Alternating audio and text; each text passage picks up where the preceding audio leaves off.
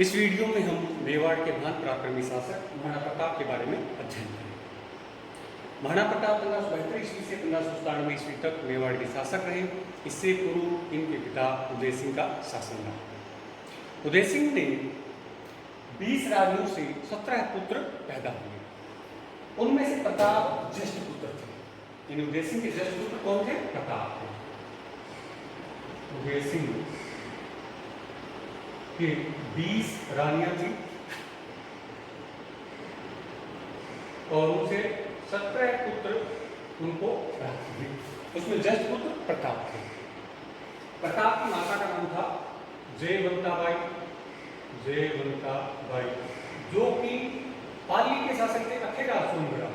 पाली के अखेराज सोनगरा की पुत्री, अखेराज सोनगरा की पुत्री। उदय सिंह अपनी भटियाणी रानी से ज्यादा प्रेम करते थे और उन भटियाणी रानी के प्रभाव में आकर के उदय सिंह ने प्रताप की ज्येष्ठता का उल्लंघन करते हुए उसके पुत्र यानी भटियाणी रानी,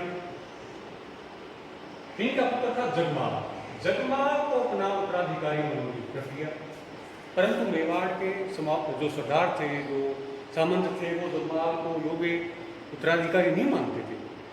अतः जब 1572 ईस्वी में गोगुंदा में इनका देहांत हुआ, फरवरी 1572 ईस्वी में उदय सिंह का, तब उन्होंने प्रताप का राज्याभिषेक कर दिया।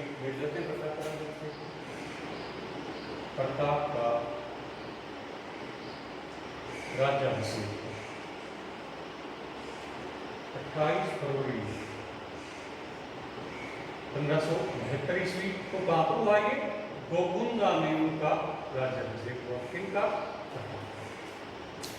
तो प्रताप के राज्याभिषेक से जगमाल रुष्ट हो जाता है और जगमाल चला जाता है अकबर के पास। अकबर ने उसको जहादपुर का परगना दे दिया। जहादपुर का परगना, जहादपुर भीलवाड़ा में है। जहादपुर में मुगलों की तरफ से शासन का प्रबंध करो। उसके बाद में 1581 ईस्वी में उसको सिरोही का आधा भाग दे दिया। सिरोही का आधा भाग 1581 में दे दिया और यहीं पर रहते हुए जगमाल के अपने साले के साथ संबंध बिगड़ गए और फिर 1583 ईस्वी में मारा जाता है। कौन? जगमाल। तो इस प्रकार से जगमाल का अंत हो जाता है और दूसरी ओर प्रताप का राज्याभिषेक हो चुका था। उसके बारे में अपन चर्चा करते हैं। प्रताप शासक तो बन गए, लेकिन प्रताप के लिए मेवाड़ का राज सिंहासन कांटों का ताज जैसी स्थिति उत्पन्न कर रहा था। कैसे? क्योंकि उस समय उनका मुकाबला हो रहा था दुनिया के सबसे बड़े ताकतवर साम्राज्यों में से एक, बादशाहों में से एक, अकबर के साथ।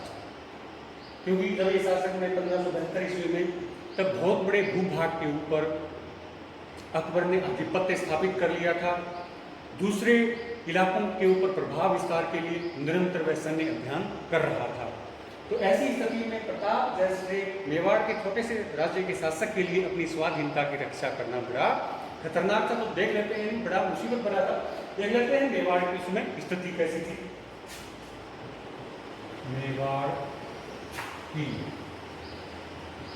तत्कालीन स्थिति। जब प्रताप शासक बने मेवाड़ की, तब मेवाड़ सामाजिक, आर्थिक और सैन्य दृष्टि से काफी कमजोर था। जैसे कि आपको विदित है कि अकबर ने 1567-68 ईस्वी में चित्तौड़ के ऊपर आक्रमण किया था और उस आक्रमण के दौरान मुगल सेना के साथ लड़ते हुए बहुत सारे राजपूत योद्धा मारे गए थे। इस वजह से सैन्य दृष्टि से मेवाड़ की स्थिति काफ़ी कमज़ोर थी। उसके बाद में दूसरी बात अगर देखी जाए, मेवाड़ का बहुत सारा भूभाग मुगलों के आधिपत्य में जा चुका था। जैसे ये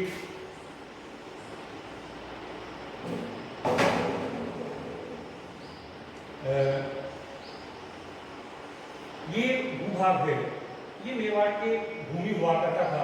उसमें से ये जो भूभाग है, ये मुगलों का आधिपत्य में जा चुका था। यानी जहादपुर का इलाका, मांडलगढ़ का इलाका, ये मुगल आधिपत्य, यानी जहादपुर हो, मांडलगढ़ हो, रायता हो, इसके साथ ही चित्तौड़, यानी ये सारा का सारा उसमें मुगलों के आधिपत्य में जा चुका था। ये भूभाग बचा था। ये वाला इलाका चाहे कोमलगढ़ हो, गोगुंदा हो, उदयपुर हो, यही केवल अब मेवाड़ की भूमि रह गया था। उसके बाद में राजपूतों के बहुत सारे राजघराने अकबर की अधीनता स्वीकार कर चुके थे, चाहे वो आमेर का भारमल कस्बा हो, चाहे वो जैसलमेर के शासक हों या बीकानेर के शासक हों। तो ऐसी स्थिति में प्रताप के लिए सहयोग प्रदान करने वाले राजपूत शासक भी कम रह गए थे। तब प्रताप के सामने दो मार्ग थे, यानी इस प्रकार की स्थितियों में दो मार्गों पर चल के अपना भविष्य का रास्ता तय कर सकते थे प्रताप। उसमें से पहला मार्ग था कि वह अकबर की अधीनता स्वीकार कर ले, अकबर की अधीनता स्वीकार करके सुखपूर्वक राज्य का उपभोग करते। दूसरा मार्ग था स्वाधीनता की रक्षा के लिए झंडा बुलंद करे, आवाज बुलंद करे। यदि वो प्रथम मार्ग का चयन करता तो मेवाड़ मुगलों के अधीनस्थ एक छोटा सा परगना रह जाता, यानी मुगलों के अधीनता में छोटा सा परगना।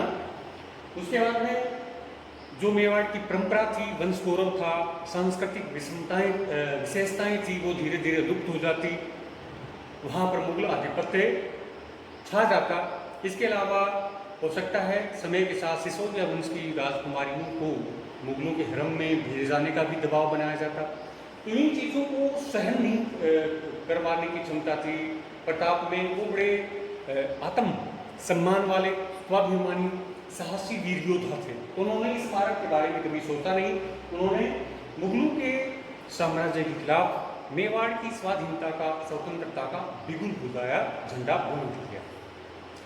तो इसलिए उनको ये पता था कि अगर वह इस रास्ते पे चलेगा तो निरंतर चुनौतियों का सामना करना पड़ेगा, लेकिन फिर भी उन्होंने ताउम्र मुगलों के विरुद्ध स्वतंत्रता के ध्वज को ऊंचा उठाए रखा। उसके बाद में अब चर्चा करते हैं अकबर के बारे में। अब आपको पता है कि अकबर 1567-68 में चित्तौड़ पर विजय के बाद में अगला रणथंभौर के सुरजनहाड़ा को परास्त करके उनको अधीनता स्वीकार करवा दी। इसके साथ साथ एक समय अभियान उनका मारवाड़ में चंद्रसेन के खिलाफ चल रहा था। उसी दौरान गुजरात विजय के लिए अभियान चल रहा था। तो इसलिए मेवाड़ विजय के लिए भी उन्होंने ध्यान दिया अकबर ने। इसके लिए उन्होंने प्रथम तौर पर युद्ध के स्थान पर बातचीत द्वारा प्रताप को अपने अधीन लाने का प्रयास किया। तो इसके लिए उन्होंने एक के बाद एक कई दूत मंडल भेजे प्रताप को समझाने के लिए। तो हम उन दूत मंडलों के बारे में चर्चा कर लेते हैं जो अकबर ने प्रताप को समझाने के लिए, प्रताप को समझाने का प्रयास।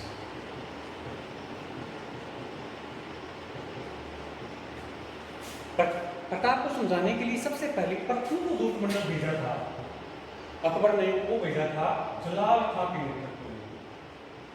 जलाल खां बड़े वाटू दरबारी थे अकबर के और उनकी योग्यता पर पूर्ण विश्वास था। जलाल खां 1572 में प्रताप से मिलता है और अकबर की अधीनता स्वीकार करने के लिए प्रताप को कहता है, लेकिन प्रताप अपनी स्वतंत्रता की बात के ऊपर अडिग थे, स्वाधीनता की बात पर अडिग थे। जलाल खां का मिशन असफल हो जाता है। उसके बाद में आमेर के कुंवर मानसिंह को भेजता है अकबर। ये 1573 ईस्वी में यहाँ पर आते हैं। डूंगरपुर विजय के बाद में मानसिंह ये आमेर के राजकुमार थे। उनका यथोचित स्वागत किया जाता है। अमर काव्य वंशावली और राज रत्नाकर नामक ग्रंथ तो ये कहते हैं कि इनके लिए उदय सागर की पाल के ऊपर भोजन की व्यवस्था की गई। उसमें प्रताप स्वयं नहीं आया, उन्होंने अपने पुत्र अमर सिंह को भेज दिया। इससे मानसिंह रुष्ट हो गया। परंतु ये बातें दूसरे समकालीन स्रोतों से प्रमाणित नहीं होती हैं। तो मानसिंह का जो लक्ष्य था प्रताप को समझाने का, उसमें वो कामयाब नहीं हुए। उसके बाद में अकबर ने भगवंत सिंह को भेजा। ये भी आमेर के शासक थे। 1573 ईस्वी में ही गए ये अभियान की। भगवंत सिंह भी इस अभियान में कामयाब नहीं हुए। प्रताप अपनी स्वाधीनता की बात से टस से मस नहीं हुए। उसके बाद में अंतिम जो अभियान हुआ वो था टोडरमल। ये भी 1573 ईस्वी में हुआ। ये चौथा अभियान था, अंतिम अभियान था समझाने के प्रयास वाला, 1573 ईस्वी। इस प्रकार से एक के बाद एक कई बार पूछ लेते प्रतियोगी परीक्षा में। प्रथम अभियान जलाल खां के नेतृत्व में हुआ और अंतिम टोडरमल के नेतृत्व में हुआ। इस प्रकार से जब बातचीत के सारे रास्ते बंद हो गए तब प्रताप ने भी सोच लिया था कि अकबर निश्चित रूप से आक्रमण करेगा। तो प्रताप ने सैन्य तैयारी के लिए क्या किया या किस प्रकार से युद्ध की तैयारी की, प्रताप द्वारा युद्ध की तैयारी के बारे में चर्चा कर लेते हैं। प्रताप द्वारा युद्ध की तैयारी। प्रताप ने युद्ध की तैयारी के लिए सबसे पहले तो ये किया कि जो मेवाड़ के मुख्य भाग में घनी जनसंख्या थी उनको वहाँ से हटा करके गोकुंदा और कुंभलगढ़ वाले इलाके में जो दुर्गम थे वहाँ पर ले जाकर बसा दिया, ताकि मुगलों के आक्रमण के दौरान मेवाड़ की जनता को कम से कम हानि हो। इसके अलावा मेवाड़ की मुख्य उपजाऊ भूमि में अनाज पैदा करने की अनुमति नहीं दी, ताकि जब मुगल सेना आक्रमण करे तो उनको यहाँ पर रसद आदि की पूर्ति नहीं हो, रसद उनको नहीं मिले। उसके बाद में तीसरा कार्य उन्होंने ये किया कि जो मेवाड़ के सामंत राजपूत सरदार थे और भील योद्धा थे, उनकी मदद से गोकुंदा और कुंभलगढ़ वाले इलाके की सुदृढ़ किलेबंदी कर दी। इसके अलावा मेवाड़ से लगते मुगलों वाले क्षेत्र में उन्होंने यातायात और संचार की व्यवस्था को भंग कर दिया, और इसके साथ साथ उन्होंने ऐश्वर्यपूर्ण जीवन का त्याग करते हुए त्यागमय जीवन का संकल्प लिया। इससे मेवाड़ के राजपूत योद्धाओं और भील सरदारों में, भील साहसी युवाओं में एक नया उत्साह पैदा हुआ और वो मुगल सेना से मुकाबला करने के लिए तैयार हुए। अगले वीडियो में हम देखते हैं हल्दी घाटी।